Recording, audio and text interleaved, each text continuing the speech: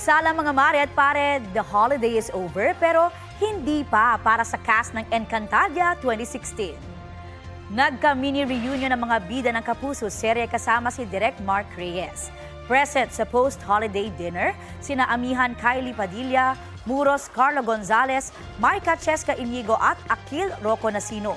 Naroon din sina Pirena Glyza de Castro, Danaya, Sanya Lopez at Lira Mikey Quintos na napapanood pa rin sa Encantadia Chronicles Sangre. Dumalo rin sa gathering si Alena Gabi Garcia. Pinusuan ng Encantadix ang kanilang pictures. Speaking of Sangre, kaabang-abang sa episode mamayang gabi ang pagsubok ni Bathalang Gargan played by Tom Rodriguez sa mga bagong tagapangalaga ng mga brilyante.